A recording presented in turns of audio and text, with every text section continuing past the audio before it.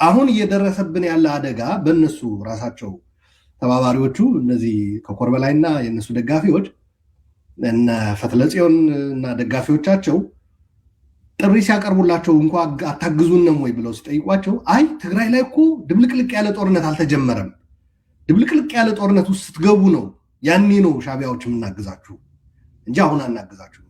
እዮ እገዛው እንኳ ራሱ ትግራይ ካልወደመችልን፣ ትግራይ ሙሉ ለሙሉ ጦርነት ውስጥ ገብታ ካልተቃጠለች ምኑን እናግዛችኋለን? ስለዚህ እገዛችን በትግራይ መውደምና ሙሉ በሙሉ የትግራይ ህዝብ ድብልቅልቅ ባለ ጦርነት ውስጥ መግባት ላይ የተመሰረተ ነው የሚሉ ኢማጂን። ይህ እኮ ሰዋዊ አይደለም ዳዊት፣ አረመኔያዊ እኮ ነው። ከሰው አስተሳሰብ መውጣት አለብን እንደዚህ አይነት ለማሰብ። ከነ ደብረጽዮን ከነ አማኑኤል ከህወሓት ባለስልጣናት በላይ ትግራይን እያዋረደ ትግራይን እያራከሰ ትግራይን ራሷን የመከላከል እድሏን እየነፈገ ያለ ሰው አለ ወይ ትግራይ ምድር ላይ ብሎ ሰው መጠየቅ አለበት። ገብቷል? ተስፋ ህልምህ ሁሉም ነገር ቀምተው ሲያበቁ ከዛ በዛ በኩል ደግሞ ዞር ብለ መጥተው መከታ አደናቀፍ ትግራይ ራሷን እንዳትከላከል አረክ ምናምን ብሎ ይከሳል ማለት ነው። ስለዚህ በዚህ ማለት ይሄ ክስ ቁጥር አንድ ወንጀለኛ የሚያደርገው ራሱ ደብረጽዮን ነው። አንድ የትግራይ ተጋላጭነት እየጨመረ ያለው መንገድ የህወሓት መንገድ ነው፣ የህወሓት ፖሊሲ ነው፣ የህወሓት ድንቁርና ነው ብለን ደጋግመን የምናወራው ለዛ ነው። ሰላም ጤና ይስጥልኝ ውድ የዊትነስ ሚዲያ አድማጭ ተመልካቾች፣ ዛሬም እንደሁሌው እንደተለመደው ለእናንተ ወሳኝና ወቅታዊ መረጃዎችን ይዘንላችሁ መተናል። እናንተም እስከ ፕሮግራማችን ፍጻሜ አብራችሁ እንድትቆዩ እየጋበዝን የዚህን የዩቲዩብ ቻናል ሼር፣ ላይክ፣ ሰብስክራይብ ማድረጋችሁን ከወዲሁ እንዳትረሱ እናሳስባለን። ዛሬም እንግዲህ ለእናንተ ወሳኝ በሆኑ አዳዲስ መረጃዎች መተናል። ይህም ደግሞ ምንድን ነው ብለን ስንመለከት በህወሓት አመራሮች በትግራይ ህዝብ ላይ እየተፈጸመ ያለው ግፍ ነው። እስከ ዛሬ ድረስ ወጣቶቻቸው እንዴት በጉልበት እየታፈኑ ወደ ጦር ግንባር እየሄዱ እንደነበረ፣ እነዚህም ደግሞ ወጣቶች ብቻ ሳይሆኑ ህፃናትም ጭምር እንደነበሩ ለእናንተ በተደጋጋሚ በተለያዩ በመረጃና በማስረጃዎች አስደግፈን መተናል። የሻዕቢያ ኃይል በትግራይ ህዝብ ላይ የፈጸመው እየፈጸመ ያለውንም ግፍ ነው ማሳያችሁ ማለት ነው። እንግዲህ በትግራይ ህዝብ ታሪኩ ስንመለከት እንደ ሻዕቢያ ጥቁር አሻራ በትግራይ ህዝብ ላይ ያስቀመጠ ኃይል የለም በዘመናት በታሪክ ውስጥ ማለት። ይህንንም ደግሞ ስንመለከት ገና ከሻዕቢያ አመሰራረት ጀምሮ ብሎም ከቲፒኤልኤፍ አመሰራረት ጀምሮ ቲፒኤልኤፍ የሻዕቢያ የጭንገረድ ሆኖ ሲልኩት ወዴት ሲጠሩት አቤት የሚል ኃይል እንደሆነ ታሪክ ያስረዳናል። ከታሪኩ ስንጀምር ሻዕቢያ ከተመሰረተች ከ10 ዓመት ምናምን በኋላ ነበረ ቲፒኤልኤፍ የተመሰረተ። ቲፒኤልኤፍንም ደግሞ የመሰረቱት እነዚህ የሻዕቢያ ኃይሎች ናቸው ለራሳቸው እንዲመቻል። ኢሳያስ አፈወርቂ ቀደም ያለ ሻዕቢያ ኃይልና አመራር ነበረ። ይህን ታሪክን መዛግብትን መመልከት እንችላለን። ከዛ በኋላ ሲባል ለሱ ዓላማ ደግሞ በሀገር ውስጥ በመሀል ኢትዮጵያ ላይ ትርምስን ሊፈጥርለት የሚችልን ኃይል ቲፒኤልኤፍን መሰረተ።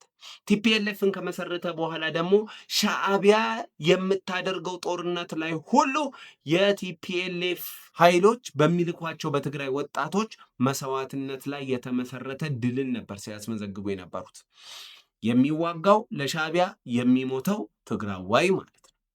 ይህም ደግሞ በእንደዚህ ሁኔታ ካለፈ በኋላ ደግሞ የኢትዮ ኤርትራ ጦርነትንም ስንመለከት በትግራይ ህዝብ ላይ የሻዕቢያ ኃይል ጥቃትን ሲፈጽም ምን ያክል ጭካኔውን ለትግራይ ህዝብ ያለውን ጥላቻ እንድንመለከት የሚያደርገን በትምህርት ቤት ላይ የተደረገው ጀት ድብደባን ማየት እንችላለን። በምስኪን የትግራይ ህፃናት ተማሪዎች በሚማሩበት ትምህርት ቤት ላይ ጭፍጨፋን ፈጽሞ ነበር። በባለፈው በሰሜን ጦርነት ላይ ቲፒኤልኤፍ የተባለችውን የእግር ውስጥ እሾክን ለማስወገድ በተደረገው ዘመቻ ላይ በሀገር ላይ በተከፈተ ወረራ ምክንያት በተጀመረ ዘመቻ ላይ የሻዕቢያ ኃይል ተሳታፊ ነበር። ነገር ግን የመጣበትን ዓላማ ትቶ እየፈጸመ የነበረውን በትግራይ ህዝብ ላይ እየፈጸመ የነበረውን ግፍ ተመልክተን ነበር። ያ ግፍ በትግራይ ህዝብ ላይ ከተፈጸመ በኋላ የትግራይ ህዝብ እንባው ሳይደርቅለት የቲፒኤልኤፍ አመራሮችም ሲናገሩት እንደነበረው ሻዕቢያ ጄኖሳይድ ፈጽመዋል፣ በትግራይ ህዝብ ላይ ኢትኒክ ክሊንዚ አድርጓል፣ በሄግ ላይ መቅረብ ያለበት ነው፣ ኢሳያስ አፈወርቂ ተይዞ በዓለም ፍርድ ቤት ላይ ቀርቦ ሊቀጣ ይገባል ብለው በተናገሩበት አፋቸው አሁንም ጸባጫሪነትን በመጀመር የቲፒኤልኤፍ ኃይል የሻዕቢያን ኃይል ወደ ሀገሩ ጋብዞ አሁንም ትላንት ሲገለው የነበረውን ኃይል አሁንም ምስኪኑን የትግራይን ህዝብ እንዲገል እንዲጨፈጭፍ ምክንያት ሆኗል። ይህንን ደግሞ ማየት ከፈለጋችሁ በባለፈው በሰሜኑ ጦርነት ላይ ምን እየፈጸመ እንደነበረ ሄዳችሁ የትግራይን ወጣት መጠየቅ ትችላላችሁ። ስፔሻሊ ለኤርትራ ቅርብ የሆኑ ግዛት ውስጥ ይኖሩ የነበሩትን ትግራዋዮችን ማለት እኔ ፐርሰናሊ የገጠሙኝን ልንገራችሁ። አንዱ ሰው ሲነጋ አንዲት ልጅ ስትነግረኝ እኛ እኮ ወደ ጦርነት የገባ ነው አለች። ያኔ ገና 13 ዓመት 14 ዓመት ነበረች። ጦርነቱ ሲጀመር እኛ ቤት ነበርናል። የሻዕቢያ ኃይል በላይ በኩል ገባ። አክሱም ናት። ስናይ ሴቶቹን የሚደፍርበት መንገድ፣ ሰዎችን የሚገልበት መንገድ አስደነገጠናል። ስለዚህ ሲባል እዚህ ከተቀመጥን እንደፈራለን፣ እንገደላለን፣ በማህፀናችን የሚገባው ነገር ይገባል። ስለዚህ ሲባል ሄደን ቢያንስ ውጊያ ላይ መሞት የጀግና ሞት ነው ብለን የገባ ነው። እኛ ላይ የኢትዮጵያ ሰራዊት የፈጸመው ግፍ የለም አለች። በእኛ ላይ ግፍ ሲፈጽም የነበረው የሻዕቢያ ኃይል ነው ብላ ነገረች። ይህንን ታሪክ ብዙዎች ይጋሩታል። ይህ ለህዝቡ የማያስበው የትግራይ ህዝብ ለእርሱ መጠቀሚያ እንጂ የሚጠቅመው ያልሆነው ህወሓት ዛሬም ይህንን ጨካኝና ገዳይ ጨፍጫፊ የሆነውን የሻዕቢያን ኃይል ወደ ሀገሩ ገብዞ ሀገሩን ህዝብ ያስጨፈጭፋል ማለት ነው። ባይዘ ሻዕቢያ ጨፍጫፊ ገዳይ እንደሆነች እኛ አይደለም የምናወራው። የራሳቸው አፈቀላጤ የሆነው ፕሮፓጋንዲስት የሆነው ስታሊን ራሱ በደንብ ስለ ጉዳዩ አስረድቶ ነግሮናል። እስቲ ስታሊን ያለውን ነገር ሰምተን እንመለስ።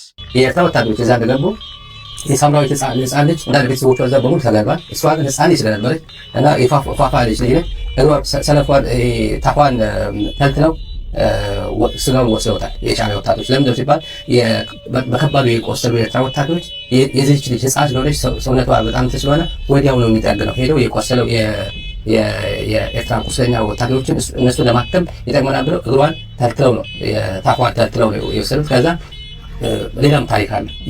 የአንድ ወር ህፃን እድሜው 1 ወር ነው። የአንድ ወር ህፃን ልጅ እናቷን ከገደሉ በኋላ መግደል በጥይት መግደል ከብዷቸው ይመስለኛል ይላል ልጁ። ያሬድ በትግርኛ ነው ትሰሙታላችሁ ይመስለኛል። ህይወቷን ማሳለፍ ከብዷቸው ማዳበሪያ ውስጥ ይሄ ኬሻ ውስጥ አስገብተው በእግራቸው ረግጠው ገደሏት። ከዛ በኋላ ታፏን ቆርጠው ወሰዱት። ለምንድን ነው ብዬ ስጠይቃቸው እንደዚህ የሚደረግ አይመስለኝም ነበር፣ ግን ጠየቋቸው። ለወታደሮች ቁስል ማከሚያ ይሆናል። እንደሰማችሁት ነው እንግዲህ ምን እያለ ነው የሚናገረው? አንድ ሳምራዊት ስለምትባል ህፃን ነው የሚናገረው። ስለሌላም ልጅ ደግሞ ተናግሯል። እነዚህ የሻዕቢያ ኃይሎች የራሳቸው ኃይል ሲቆስልባቸው ወይም ሰራዊት የቆሰለባቸውን ለማከም ያደረጉት እናትየውን ገለው ህፃኗን በማዳበሪያ ውስጥ ከተው በእግራቸው ጨፍልቀው ገለው ስጋዋን ከታፏ ላይ ቆርጠው በቆሰለው የኤርትራ ወታደር ቁስል ላይ አድርገው ያክሙ ነበር አለ። ምክንያቱም ሲባል የልጅ ሰውነት ስጋ ቶሎ ስለሚያገግም በበሽተኛው ወይም በቁስለኛው ወታደር ላይ በማድረግ እንዲያገግም የማድረግን ስራ ይሰሩ እንደነበር ያሬድ የሚባል ሰው የተናገረውን ነገር ኮት አድርጎ ስታሊን ሲናገረው እንሰማለን። አስባችሁታል? ምን አይነት አውሬያዊ ባህሪ እንደሆነ እንዳላቸው በዚህ ነው የምንመለከተው ማለት ነው። የህወሓት ኃይል እነዚህ አውሬያዊ ባህሪ ያላቸውን ትላንት እነዚህ አውሬዎች ብሎ ሲከሳቸው የነበረውን ዛሬ አውሬነታቸውን በትግራይ ህዝብ ላይ እንደገና እንዲደግሙ በማለት ጋብዞ ወደ ሀገር ውስጥ የትግራይን ህዝብ ለማስጨፍጨፍ ዳግም እርምጃ ጀምሯል። የኤርትራ ኃይል ወይም ኢሳያስ አፈወርቂ ወይም ሻዕቢያ ከኢትዮጵያ ጋር ከኦሮሞም ጋር ከትግሬውም ጋር ከአማራውም ጋር የመስራት ችግር የለበት አስሎንገስ ኢትዮጵያን እስካተራመሱለት ድረስ ገባችሁ? ምክንያቱም ሲባል ሻዕቢያ የሚፈልገው ኢትዮጵያን ፊት ለፊት ተዋግቶ ማሸነፍ ስለማይችል በእጅ አዙር ኢትዮጵያን ሊያዳክሙለት የሚችሉ ኃይሎች ጋር ይሰራል። ትላንት አምርሮ ሲጠላት ከነበረችው ሻዕቢያ ጋር እንደ ለማኝ ከሚቆጥረው ፋኖ ጋር ቢሰራ ለሱ ችግሩ አይደለም።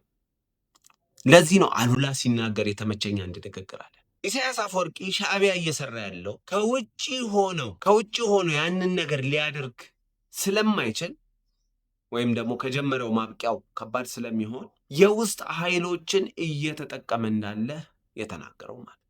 እነዚህም ደግሞ የሻዕቢያ አህያ በመሆን እየጋለባቸው የፈለገውን ነገር እንዲያደርግ በእነሱ ፈቅደውለታል ማለት። አሁን ትግራይም ጦርነት ውስጥ እንትገባ ይሄ ለሻዕቢያ ምን ይሰጠዋል? ፋታ ይሰጠዋል። ይሄ ባህር በር ጉዳይ ምናምን ተብሎ ለሚነሳበት ጫና ፋታ ይሰጠዋል። ትግራይ ውስጥ ዩዝፉል ኢዲየትስ ፈጥሯል።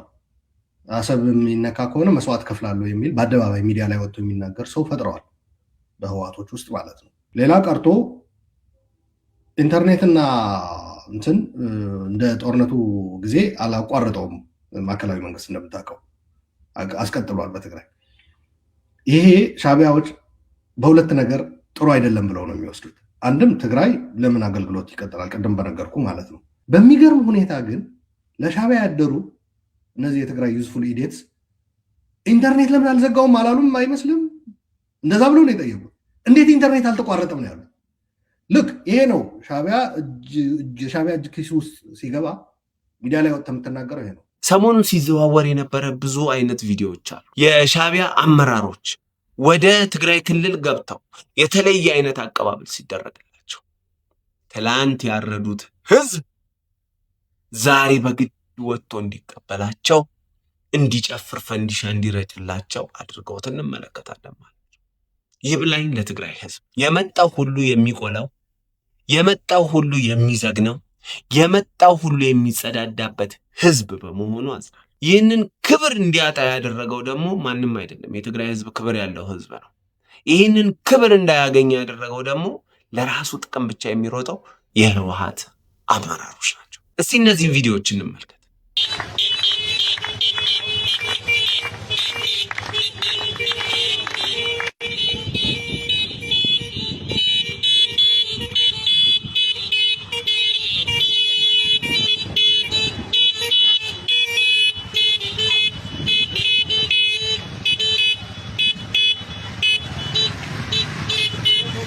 እንደተመለከታችሁት እንደ ፋራ ሙሽራ እየተንጓተቱ በትግራይ ህዝብ ሲገቡ ወደ ትግራይ ክልል ሲገቡ ክላክስ እየተደረገ እንደ ሙሽራ እጀባ እየተደረገላቸው የተቀበሉት።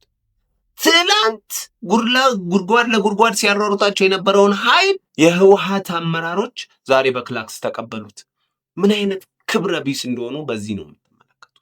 የትግራይ ህዝብ አንዋጋም፣ ሰላምን ነው የምፈልገው፣ ልጆቻችንን አትውሰዱብን በሚልበት ሰዓት ላይ እነሱ እንዴ ተቀልዳላችሁ እንዴ ያለ ጦርነት ኑሮ የለም ብለው ትላንት ያረዷቸውን ዛሬ መንገድ ላይ ወጥተው እንዲቀበሏቸው እያደረጓቸው። የትግራይ ህዝብ ግፍም ከደረሰበት ግፍ ያደረሰበት ከተናቀም የናቀው ህወሓት ነው እንጂ ሌላ ማንም አይደለም። በዚህ ምድር ላይ እንደ ህወሓት የትግራይን ህዝብ የሚንቀው ማንም። ይህ ብቻ ደግሞ በዚያ አሁንም በምስሉ ላይ እንደምትመለከቱት እነዚህ የሻዕቢያ አመራሮች እየገቡ አቀባበል እየተደረገላቸው ከቲፒኤልኤፍ ፋይሎች ጋር አብረው ሲሄዱ ባንዲራ ሲይዘው አብረው ሲሄዱ እንመለከት።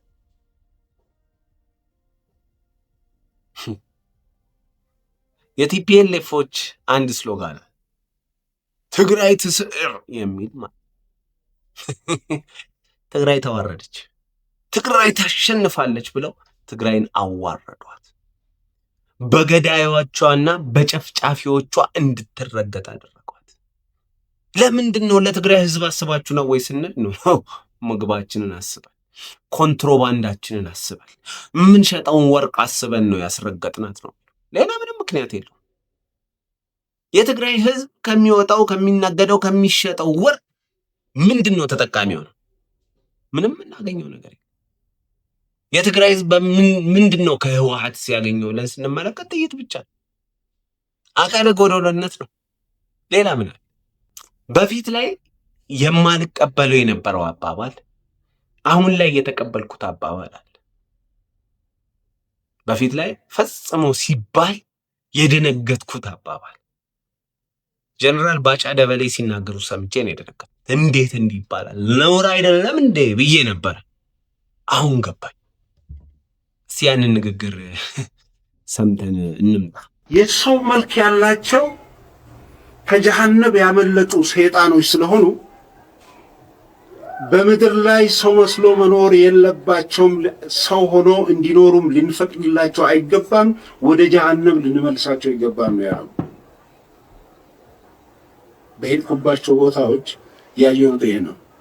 ሰሜንስ ከማፊያ ጋር አይደለም። ምንድነው እያሉ ያሉት? እነዚህ ሰው የሚመስሉ ሸይጣኖች ከጀሃነም ያመለጡ እንዲኖሩ ልንፈቅድላቸው አይገባም ነው የተባለው እያሉ ነው የተባለው።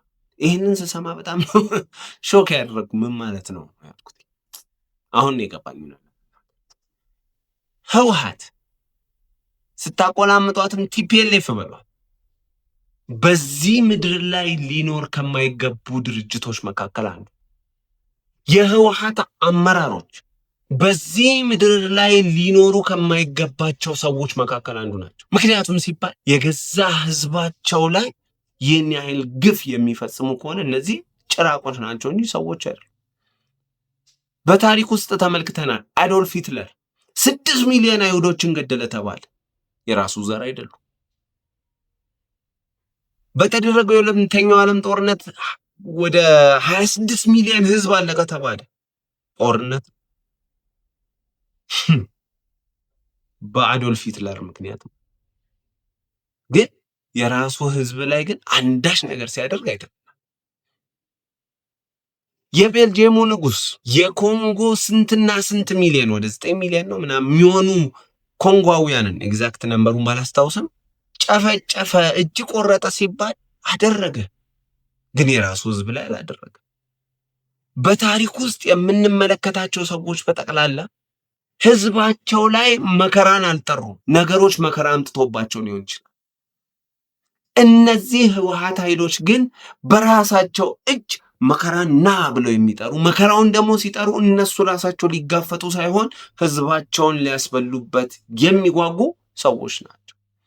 ይህንን ሳይሆን የማስነው በዚህ ምድር ላይ ህወሓት እንደ ህወሓት የህወሓት አመራሮች እንደ ሰው ሊኖሩ አይገባም የምንለው በዚህ ከጀነራሉ ንግግር ጋር ተስማምቼ በባለፈው ሐሳቤ ተጸጽቼ ዛሬ ይህንን መሰል የህወሓትን ግፍ በትግራይ ላይ የፈጸመውን ላሳያችሁ ነው።